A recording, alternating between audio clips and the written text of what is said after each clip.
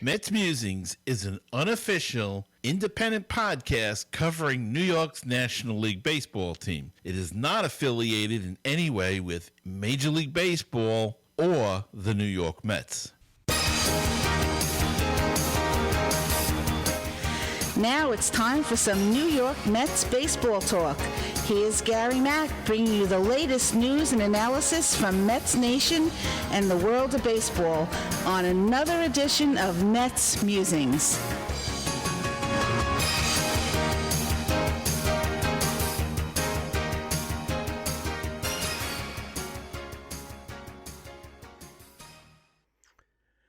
And hello and welcome to another edition of Mets Musings. Hope you all had a good week out there. Got a great guest for you tonight.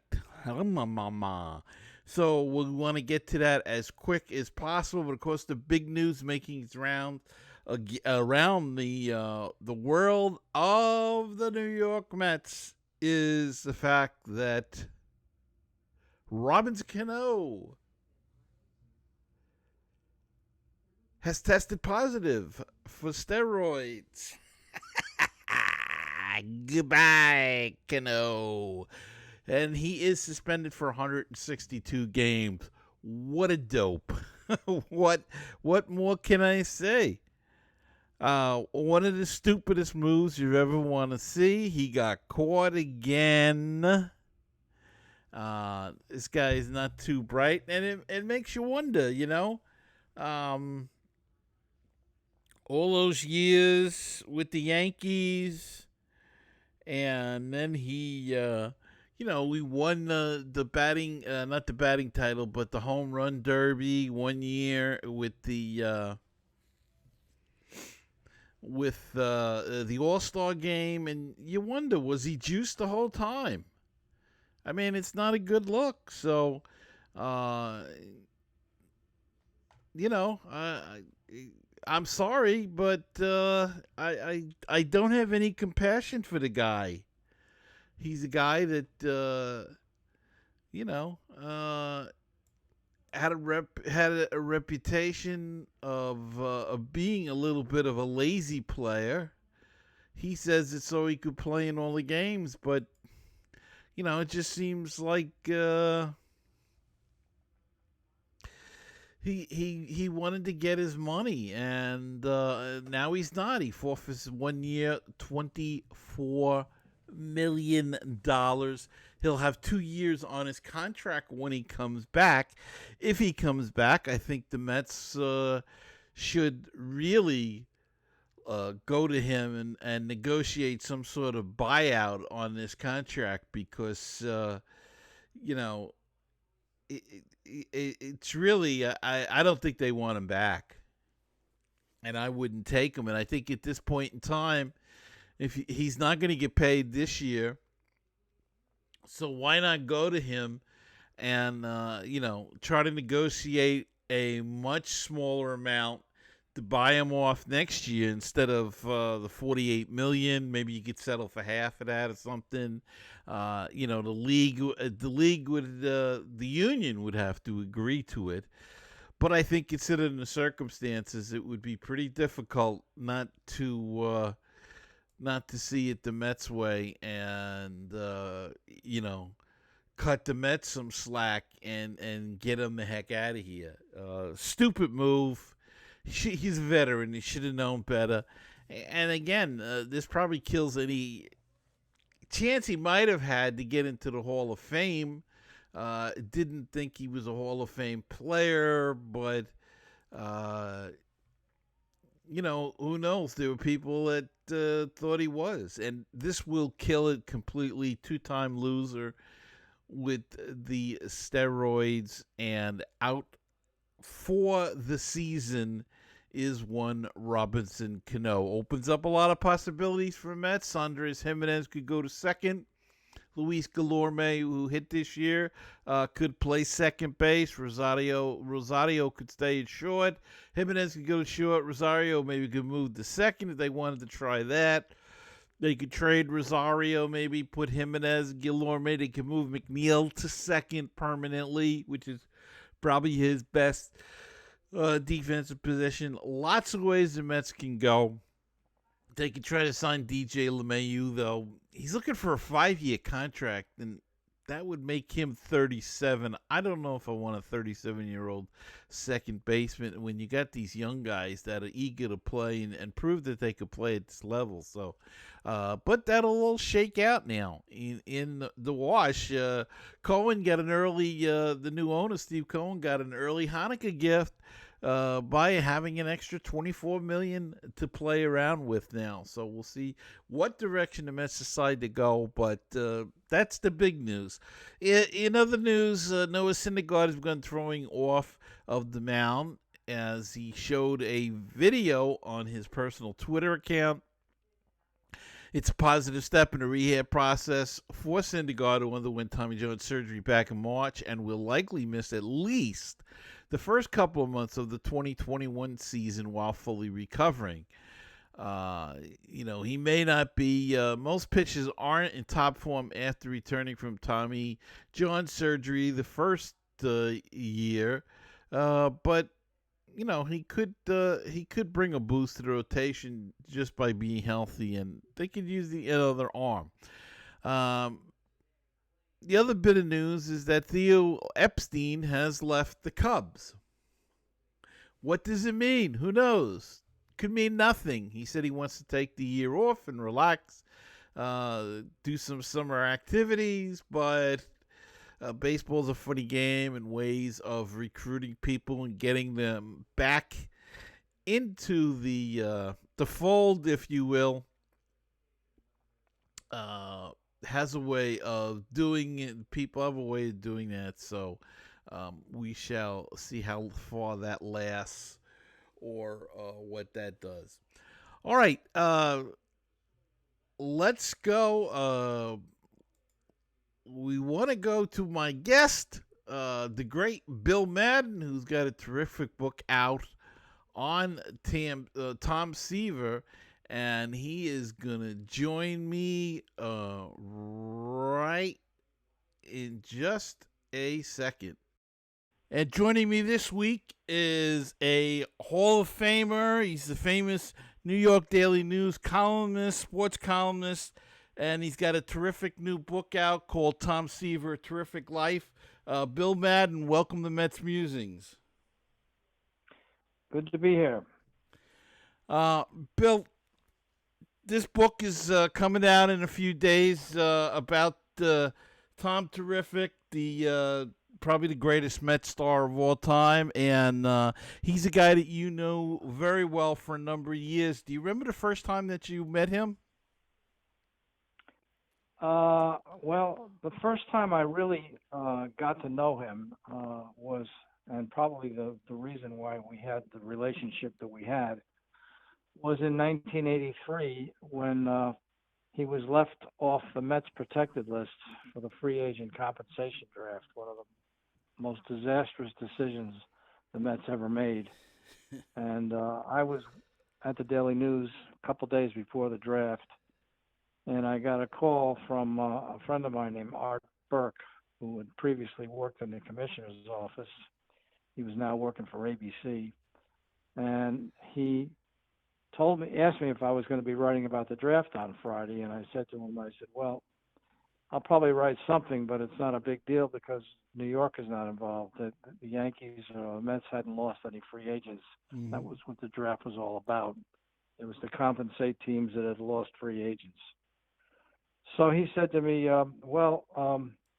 believe it or not, Bill, the Yankees or the Mets may be very well involved in this thing. And I said, what do you mean? He says, well, I have information that the Mets have left Seaver off their protected list, left them off it. And I was like dumbfounded. I said, how do you know that? And he said, well, I talked to one of my friends over in the commissioner's office who had privy to the lists, and he told me the Mets have left them off. Mm. So I thought about that for a few seconds, and then he said, but that's not all. He said, the White Sox are going to take him with the first pick on Friday. And I said, how do you know that? And he said, well, as soon as heard about this, I called one of my friends in the White Sox front office, and he confirmed it to me. He said that they're going to take him. They can't believe that he was left off the Mets list, protected list. So now I'm armed with this story, and I had to get it confirmed. So Yeah. I made a call over to Jay Horowitz, and I told Jay, the Mets PR guy, I said, I got to talk to Frank Cashin. You got to get him on the phone for me. And he said, well, he's in the luncheon, Bill. And I said, well, get him out of the luncheon because this is important. So I have a story that I have to get confirmed. And Jay said to me, well, if you know Jay, he started stammering. And he said, well, Bill, I don't know. I can't call him out of the luncheon. You got to tell me what this is about. So I told him, and I said, Jay, if this gets out, I will personally drive over to Shea Stadium and kill you. Do you understand me?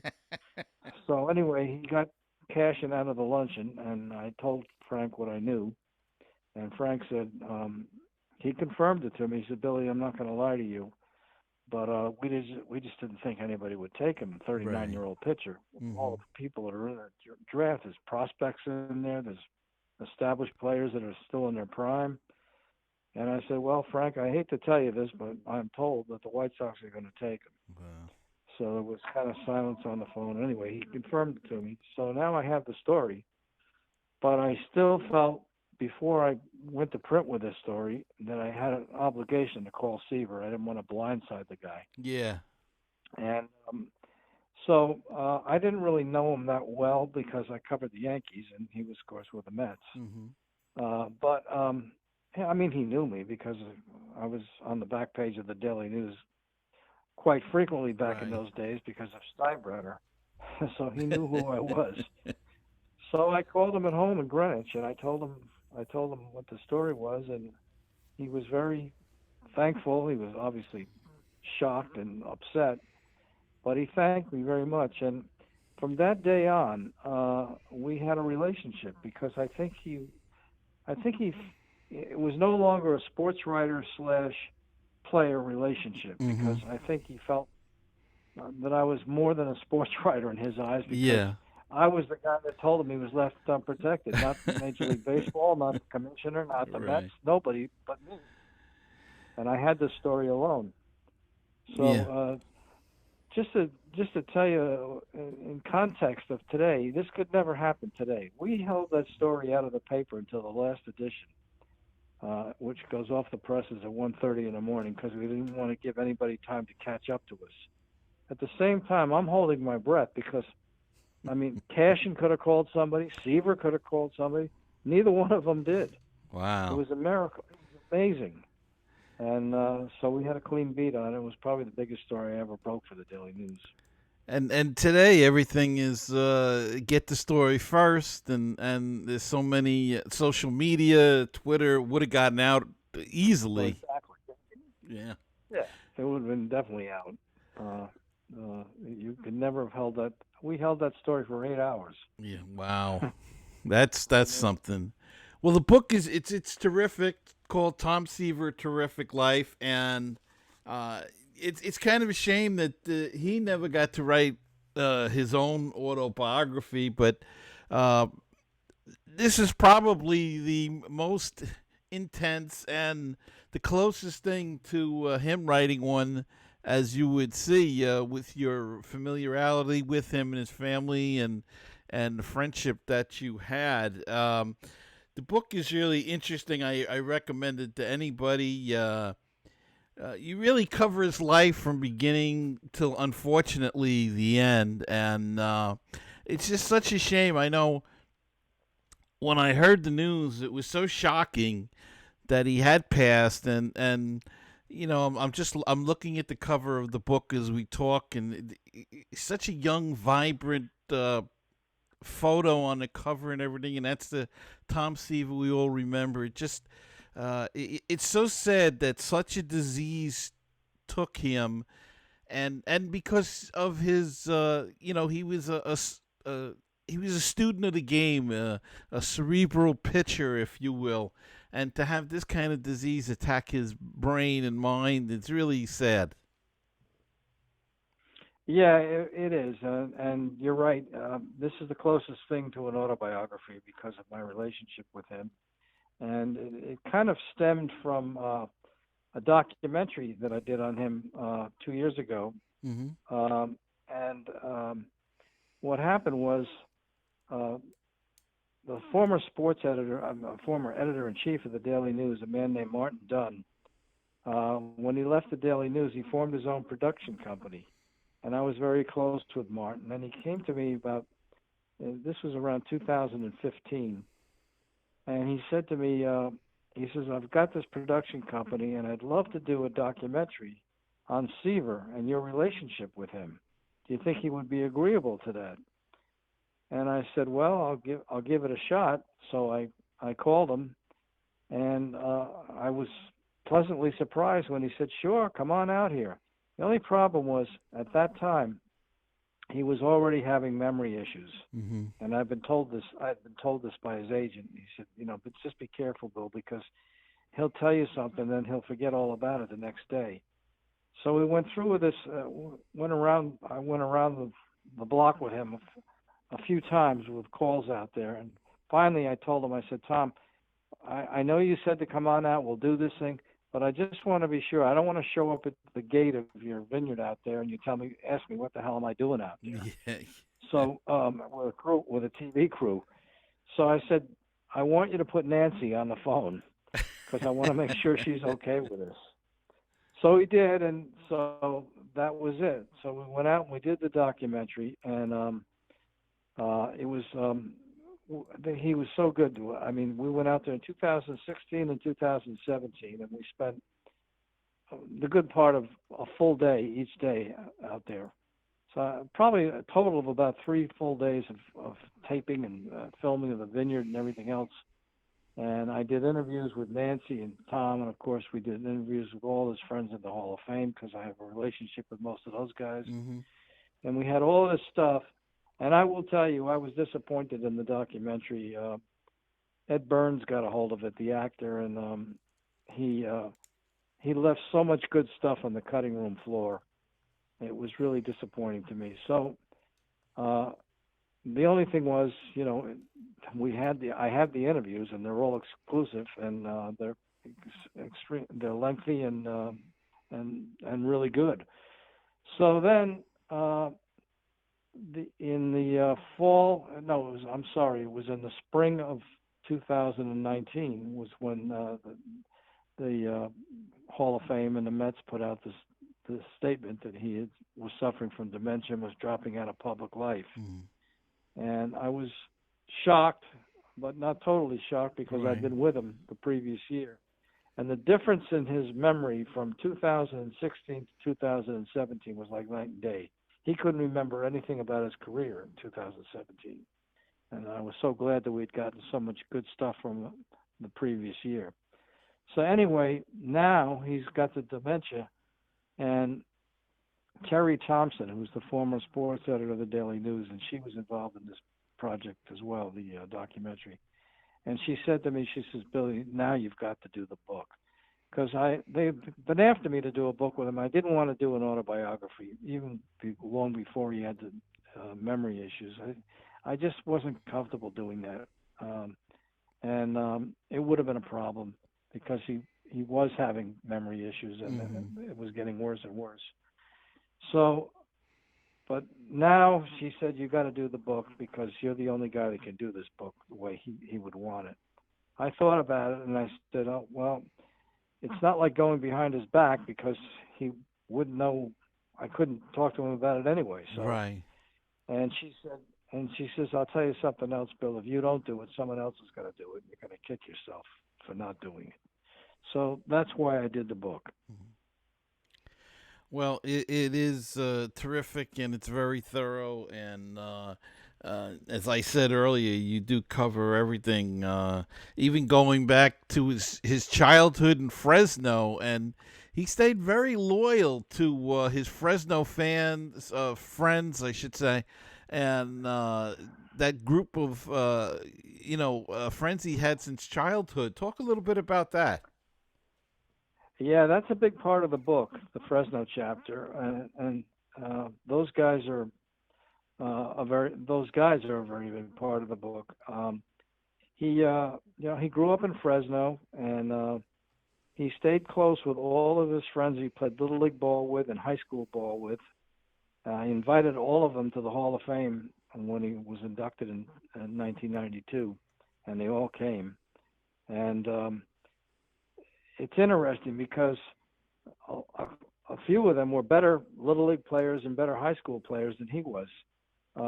He was good. He was a good pitcher, but he was small, and he always worried about whether he was ever going to grow. And he worried a lot about this year after year because he never seemed to grow, and he was the runt of the family. He had two sisters and a brother. They were all his brother was over 6 feet, and his sisters were both tall, and they were all big athletes in different ways. And he was a very good pitcher in Little League and in high school, but he didn't have a fastball because he was so small. He was already back then, he was learning other pitches and learning how to study batters' tendencies, and just like he became famous for when he got to the major leagues. And when high school was over, he got no offers, scholarship offers. His friends all got scholarship offers, and he didn't. And he told his parents, he said, "Look, I am not going to go to college on your dime. If I can't get into college on my own with a scholarship, then I'm just going to have to figure out what else I'm going to do with my life." And so when he got no scholarship offers, Vietnam was starting up back then, and he realized that if he just hung around Fresno working in his father's raisin company, he was going to get drafted. So his brother had been in the Marines, and he came up with this idea to join the Marine Reserves. And he got one of his other close friends, Russ Scheidt, who lived across the street from him in Fresno. He got him to go with him, and they joined the Marines. He went into the Marines. He was 5'9", 160 pounds. 6 months later, he came out of the Marines 6'1", 210. It was a miracle. It was just nobody could believe it. He was a different guy when he came home from the Marines. And at that point in time, Seaver always had a plan, even going back to when he planned that he was going to become a grape farmer and grow grapes and make wine. This time his plan was he always wanted to go to USC, but he knew he was going to have to convince Rod Dato, the great coach there, that he was worthy of a scholarship. So he enrolled in Fresno City College. It's a junior college there. And his high school coach put him in touch with the coach at Fresno City College, and they set up a kind of a workout. He would come and pitch for the guy. And when he got over there, the high school coach had not seen him since before he went into the Marines. He couldn't believe how big he'd gotten. And he even right there, he said to the Fresno City coach, he said, I have a feeling you're going to have some player here. This is not the Tom Seaver I had. And sure enough, Seaver starts throwing 92-mile heaters and sliders, and they were both amazed at what he'd become. So he had a great year at Fresno City College, and then he contacted Rod Dato. Actually, Dato had been probably scouting him. And Dato said, "Yeah, I'm going to hold a scholarship for you, but before I give it to you, I want you to go to Alaska." And Seaver says, "Alaska? Why do I have to go to Alaska?" And Dato says to him, "You're going to love it, kid, believe me."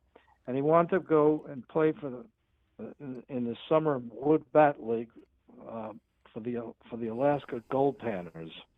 And this is a very famous summer league team. Mm-hmm. They played all the best quality of all college kids and beyond. And some of the best players in baseball at that time all had a stint at the Alaska Gold Panners. So Seaver went there. He had a great summer with them, and then he comes back, and Dato said, "Okay, you got the scholarship." It's a great story, and it's funny how it is such a small world that when you read these books and you realize different things that go on, and there's another story in the book that's fascinating.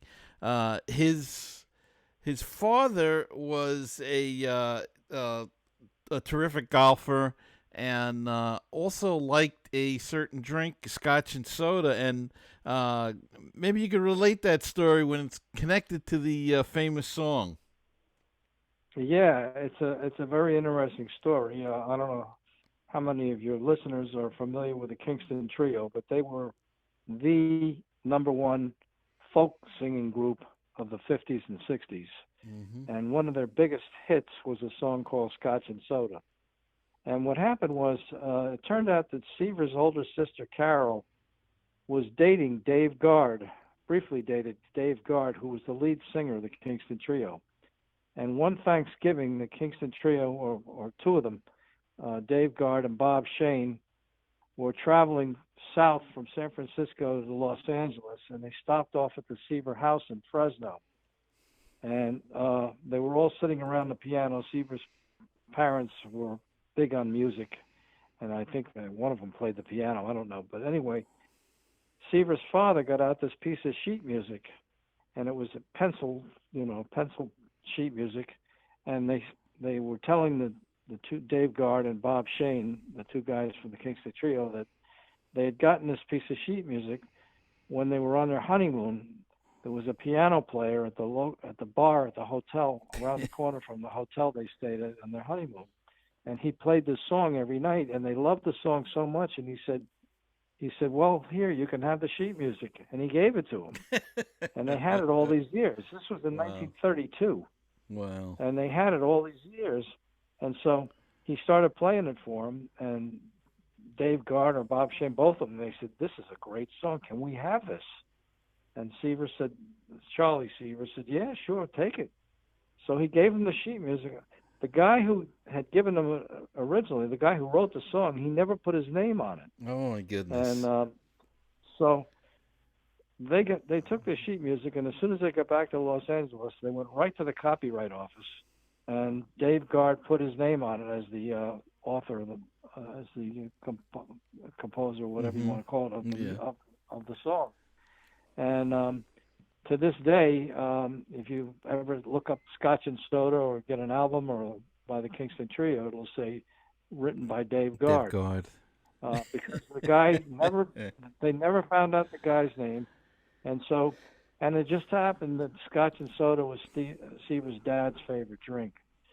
So in the end of the book, I tell the story in the beginning of the book, and then it comes full cycle at the end of the book when Charlie Seaver passed away. He was a legendary golfer. Mm-hmm. He was on the 1932 Walker Cup team. And this is another side story. When Seaver was having this whole thing with M. Donald Grant, and this whole contract dispute and war with M. Donald Grant, the chairman of the Mets back in the 70s. At one point, Grant said to him, how the hell did you get into the Greenwich Country Club? And Seaver told me that story. He says, you believe this guy? Seaver's father was golf royalty, and this guy's questioning how Seaver could be a member of the Greenwich Country Club. So anyway, when Charlie passed away, he died in Pebble Beach, and they had him cremated, and Seaver took everybody around to a local restaurant down there for a repast, and he took three of his friends, three of the guys from Fresno, his pals, and he took them upstairs to the bar, and he put the urn with Charlie's ashes on the bar, and he got a bottle of Cutty Sark, and he put that there as well. And then the bartender came around, and he said, what are you guys having? And Seaver says, Scotch and Soda all around. And they had this little toast to Charlie Seaver with the urn. And I actually have a picture of that in the book of Seaver toasting his old man. And I'm showing the picture now just as we're speaking, because it's a great picture and a terrific story. And you mentioned M. Donald Grant, and of course, we're all familiar. I'm old enough, by the way, to remember Scotch and Soda and the Kingston Trio, so and Cutty Sark. Yeah, but one of my favorite songs myself. Yeah. But you mentioned M. Donald Grant, and any of us that remember that evening was, aptly named the Midnight Massacre, and And really, Dick Young had a major part to do with that, and well. Yes, he did. Yes, he did. Well, this was a year before I joined the Daily News, but Dick Young was my boss there when I was there, and he was Mhm. one of my mentors. And the Daily News was unfortunately quite squarely in the middle of this war between Seaver and Grant, and there was a lot of internal anguish at the Daily News at the time because Dick Young was their guy, but all the other papers in town were just killing us because of the fact that we were attacking Seaver, letting Dick Young attack Seaver and taking M. Donald Grant's side in this whole contract dispute. It all started with free agency coming into vogue, or whatever you want to say, in Mhm. 1976. Seaver never wanted to leave the Mets, even though these other pitchers were coming up on free agency and getting these huge contracts. And he was involved in this rancorous contract negotiation with Grant. And at one point, Grant threatened to trade him and almost did trade him for Don Sutton. That's a whole other story that is confirmed in the book. But finally, Seaver, and at the same time, Seaver was, popping off about the fact that Grant would not spend any money on free agency and try to help the team. And Seaver was complaining about the fact that the Mets were lagging behind on all of this. And it got really nasty. And we come up to the June 15th, 1977 trading deadline. And a couple of days before the trading deadline, Seaver went over Grant's head and worked out a 2-year contract with Mrs. D. Roulet, who was the daughter of Joan Payson, who had passed away. And Mrs. D. Roulet she was the new Mets matriarch, if you want to say. Mhm. And he worked out a separate 2-year deal with her. And it was all set to go, except that day, right after, or the next day after, as I write in the book, Dick Young wrote one more column and the 33 words that effectively drove Tom Seaver out of town. And these were the 33 words. Quote, "Nolan Ryan is getting more now than Tom Seaver. And that galls Tom because Nancy Seaver and Ruth Ryan are very friendly. And Tom Seaver has long treated Nolan Ryan like a little brother," unquote. When Seaver saw that, he went ballistic. The Mets were in Atlanta, and the trading deadline was that night. And he saw that somebody showed him the article by Young. He called Arthur Richmond, the Mets PR guy at the time, and told him, he says, "Get Joe McDonald on the phone, who's the general manager, and tell him I want out of here. This is it. When he attacks my family, that is too much for me. I am not going to tolerate that. I want out." And that night was the famous Midnight Massacre, and he was traded. Mets traded him to the Reds, and they also got rid of Dave Kingman, who was in his own contract dispute with Grant. He was the all-time home run leader for the Mets at the time. Right. So they got rid of the two best players, and they were never the same for a long time. Oh no, it was a horrible time. It was painful, and you could see how upset he was when he got the news. And if Mrs. Payson was still there, I don't think that would ever happen. But like you said, she had passed away and left it to her daughters. And let's talk a little bit about Gil Hodges. Tom always how's the best. Well, I mean, he respected Gil Hodges, but he also he loved Gil Hodges. I mean, you could see. I remember when they had that 50th anniversary, and he was on the stage talking about Gil Hodges, and he was in tears, practically talking about him. Can you talk a little bit about their relationship? Yeah, well, Gil Hodges was like a second father to him. He was very close with Gil Hodges, and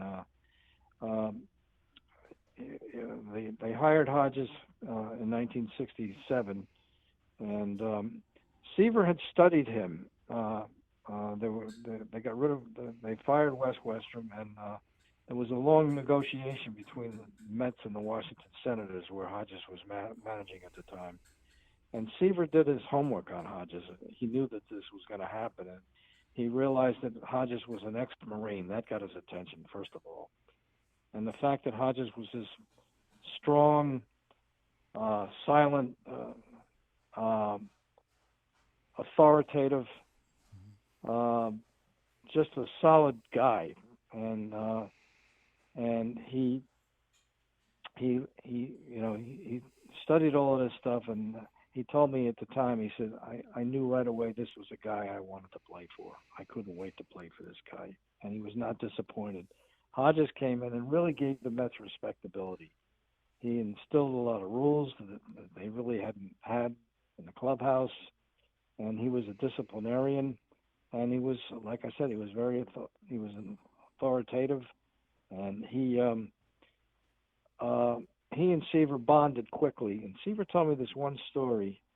It might have been the first year, probably was the first year Hodges was there, '68, and he called Seaver into his office, and Seaver was scared. I mean, he was fearful that he had done something wrong. Why is Gil calling me in his office? So he goes into the office, and Gil is sitting at his desk, and he's just kind of sitting there. And all of a sudden he says to him, "Let me ask you something, Tom. When you're on the field, do you ever think of your wife?" And he said, "Yeah." He says, "Well, do you ever look for her in the stands?" He says, "Absolutely. I always do. I always look to see where she's sitting." And Hodges says, "Oh, okay. I was just wondering. You can go now." So Seaver's telling the story. He leaves, and he says, "What was that all about?" So the next day, he calls him in his office again, and now he's really concerned. And Hodges is sitting there, and he he opens up his desk drawer and pulls his picture out, and it's a picture of Hodges rounding first base after hitting a home run and blowing a kiss to his wife, who was sitting, Joan Lombardi, and she was a local gal from Brooklyn, Right. sitting in the stands. And he said, he explains to him that he had been in a slump, a big slump, and before he went to the ballpark that day, Joan had said, "Hit a home run for me." And somebody took the picture of him blowing a kiss to Joan, and he said, "I just wanted you to see this." And Seaver was so moved by this story because Seaver and they were inseparable. Seaver and Nancy. Yes, and, yeah. He didn't have a whole lot of respect for players who ran around on the road. Seaver was a strong family man. He believed in fidelity to your wife, and he got a lot of that from Hodges. And not that that's the way he was brought up. And Hodges, that whole business with Hodges' wife, and he really related to all of that. Mm-hmm. And Hodges trusted him. He was. I think that's part of the reason why Seaver has so many complete games, because it started with Hodges. Hodges and Rube Walker. They were really good with the pitchers. They really took care of the pitchers. They went to the 5-man rotation before anybody else did, and the reason they did that was because they had so many of these good, hard-throwing young arms on that team, and they wanted to preserve them. And they thought one way that they could do that was not having them start so many games. Mm-hmm. And so the relationship with Seaver and Hodges was it was probably like no other player and manager, really. And of course, when Hodges died, Seaver was devastated. Yeah. And really, his relationship with the Mets was never the same either, because once Hodges died, Grant moved more and more into power there. There's a great story that I have in the book that Jack Lang told me. He was the Mets beat writer at the time, and Hodges was the manager. And it was a game in which Seaver was sitting in the dugout, and the batter at the plate swung too hard, and his bat flew into the dugout, and it looked like it hit Seaver. And everybody the writers were all up in the press box and the announcers, and they saw Doc McKenna, the Mets physician, our trainer rather, run over to Seaver, but then they couldn't see anything more. and everybody disappeared from view. And they went through the whole game not knowing what happened to Seaver because Hodges had a rule that the press box, usually today, the press box, the PR guy will call down to the dugout and find out what happened down there. But Hodges had a rule, no one is to call down. I will call you when I when I deem it necessary. So they went through the whole game not knowing what happened to Seaver. It turned out nothing happened to him. He was okay.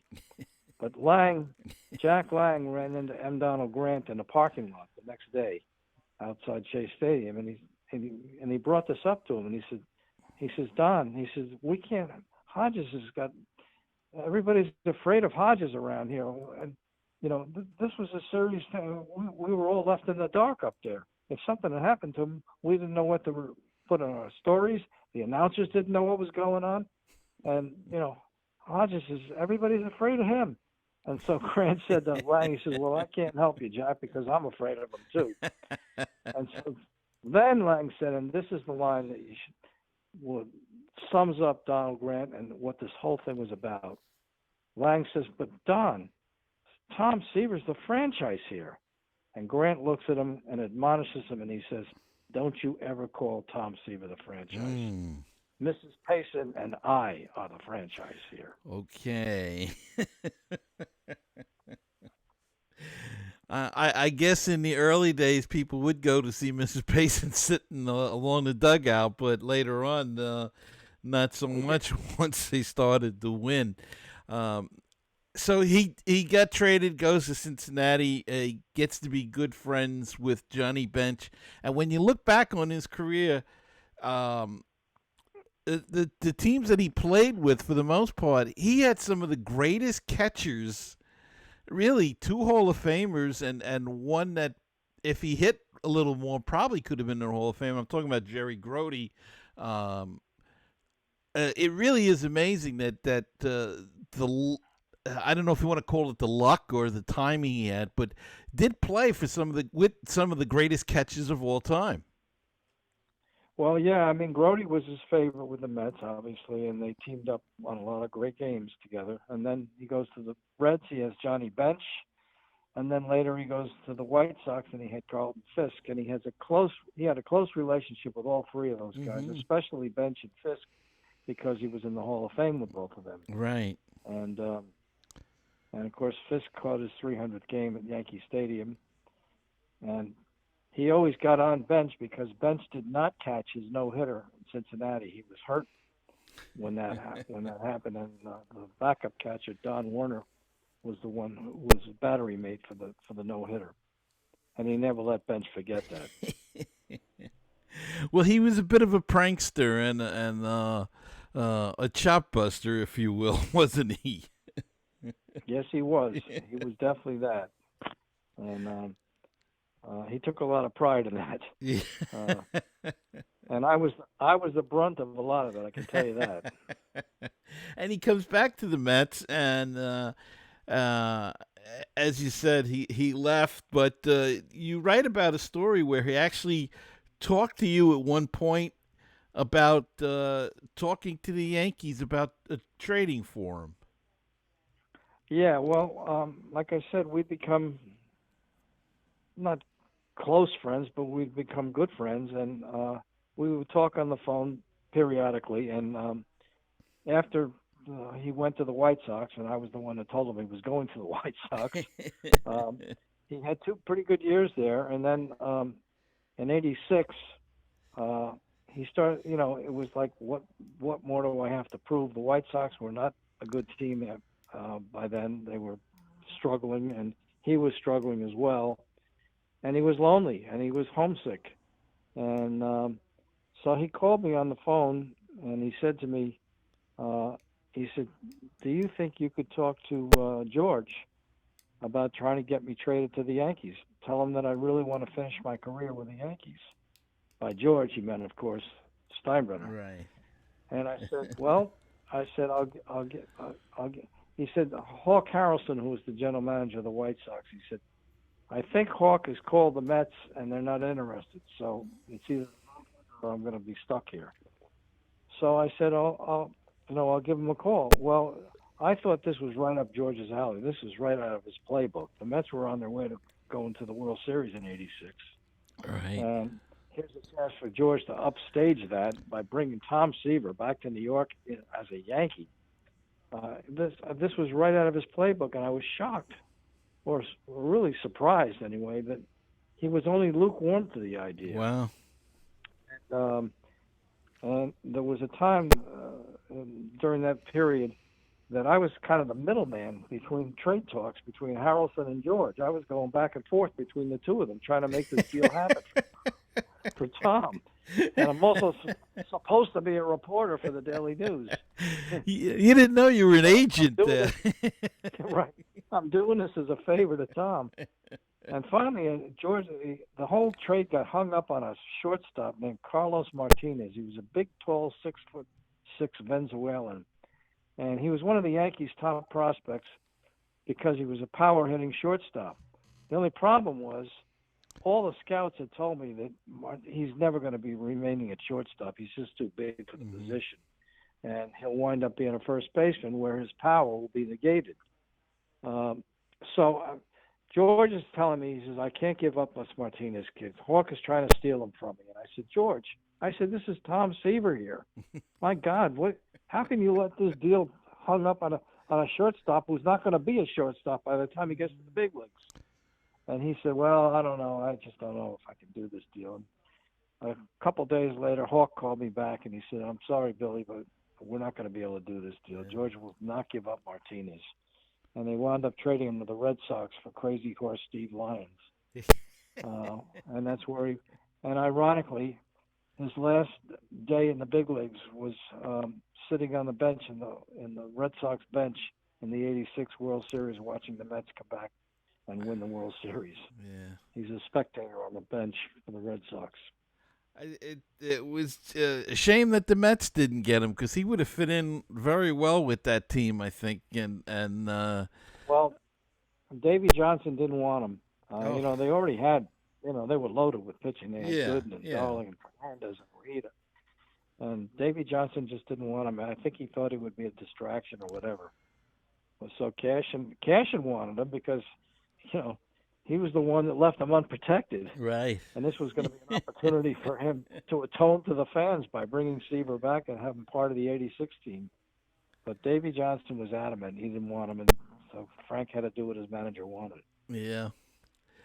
Well, the book is terrific. There's so many other stories in there about visits to the mound that I don't want to give everything away and talk to the book. But I do have a couple more questions, and one of it was it was great to see him come in close Shea Stadium, and that was apropos.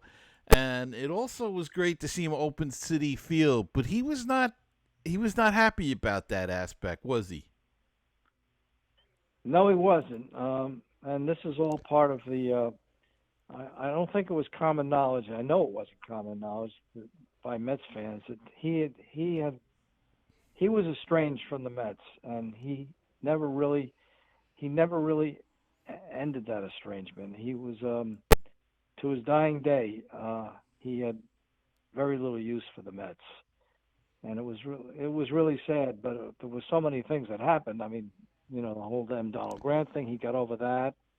He somewhat got over Frank leaving him unprotected, but he never felt appreciated by the Mets, especially when Fred Wilpon and Jeff Wilpon took over the team. There was a real problem between Seaver and the Wilpons, and he never got over the fact that he just never felt that they appreciated the Mets' history, and in particular him. And so I don't want to get into the whole ending of the book. I want people to read the book to know what really happened. The straw that broke, the final straw for him. Yeah. But it was when he walked into Citi Field. Yeah. Well, I said it's a terrific book, and I'd be remiss if I didn't ask you about the current Mets and the co-ed ownership and the Robinson Cano issue. Could you just comment on that a little bit? Well, yeah, I think Steve Cohen got early Happy Hanukkah present when Cano tested positive and to the tune of $23 million. That's a nice It's a that's nice a nice present. present. So I think Steve Cohen's going to be a great owner for them. His press conference a couple weeks ago or last week, whenever it was tremendous. I never saw a press conference like that from an owner.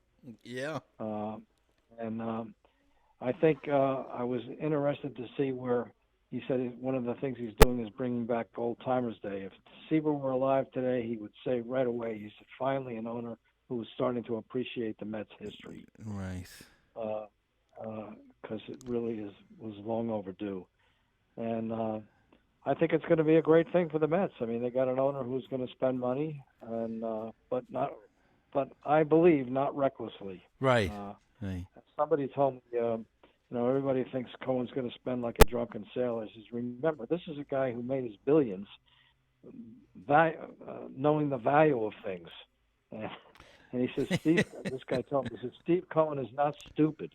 He's not going to be like some of these other owners and just, give out these ridiculous contracts, right, because he has the money. And Sandy Alderson at that press conference seemed like a whole different guy, like a new, like he's reborn again.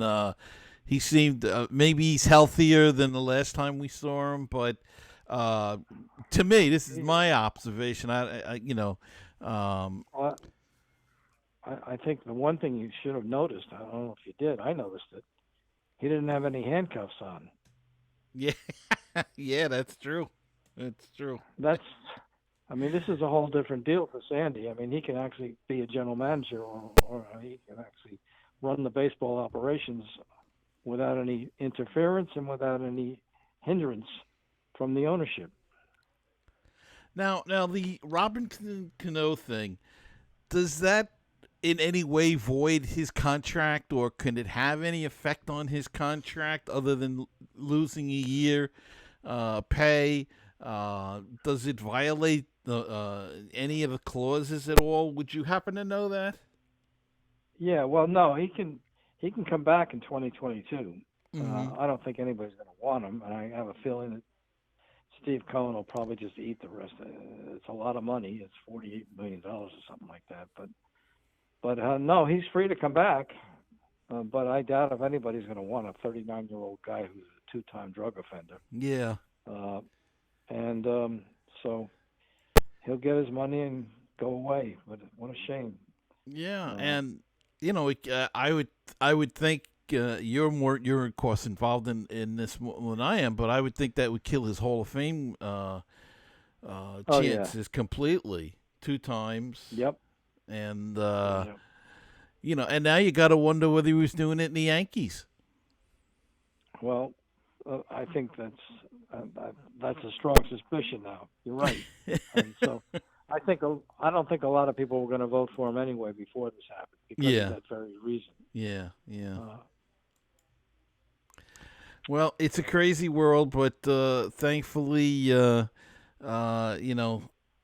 things are gonna straighten out. Will we have baseball this year? Yeah, I think so. I think we're all kind of excited about these vaccines, and if they really do start giving out vaccines in December and we'll get into January and February, I think we can actually get back to a sense of normalcy by the time spring training rolls around, or at least sort of a sense of normalcy. Yeah. So, I fully expect that we're going to have a season. Well, that's great. That's good news for everybody out there.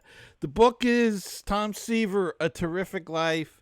It is available for pre-order, I believe, on Amazon and other fine book sites. Please go pick it up. It's a terrific book if you love Tom Seaver and you're a Met fan. And you young Met fans out there, pick this book up and read about the history of the Mets, because if you want to be a true fan, I think you have to know the history of the team. Bill Madden, thank you so much for your time. Good luck with the book. It's a terrific book. Okay, my pleasure. Okay, and I'll be back right after this. Baseball and BBQ, your place for interesting baseball talk, opinions, and history. Baseball and BBQ, your place for barbecue recipes, tips, and interviews from the world of barbecue. If you like baseball and if you like barbecue, then tune in to Baseball and BBQ. Find us on iTunes, Stitcher, Google Play, and BaseballTalkRadio.com. Wouldn't it be great if you could get a PhD in life through baseball? Welcome to Baseball PhD, a tour company for your brain. 30 major league teams, 100 places to see.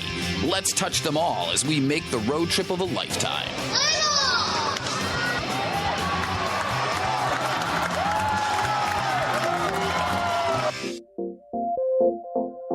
Check out my Twitter page at MetsMusings1 and check out a Facebook group. It's at facebook.com/MetsMusings. Go check it out and don't forget to call the hotline. It's 516-619-6341. Okay, and we're back. And I hope you enjoyed that guest, Bill Madden. It is a terrific book on Tom Seaver, the greatest Met of all time. And go pick it up. It makes a great holiday gift for any Met fan out there. Enjoy it. A lot of news going on that we covered and spoke to Bill Madden. It's kind of a long show, so I don't want to drag it out any longer. But just remember that holidays are coming. Be good to one another. Be safe. Wear a mask. Social distance. All of that nice stuff. And that's going to wrap it up for this week's show. I hope you enjoyed it. I want to thank my guest, Bill Madden, once again for taking time out and coming on the show. And I want to thank you all for listening. And don't forget to subscribe on iTunes or on, what else? YouTube, Apple Podcasts, wherever you listen to the podcast, or watch the podcast. Yes, we're also on YouTube. So go there and subscribe. I apologize for the video issue. Still working out a couple of new programs, so bear with me if you're watching the video version. It'll get there. It just needs some fine tuning, and we'll get there though. So just bear with me. And until next time, I don't know if there'll be a show next week because it is Thanksgiving. Have a happy Thanksgiving if I don't see you. And until next time, remember to keep the faith, stay optimistic, and let's go Mets. And I'll talk to you next time on another edition of Mets Music.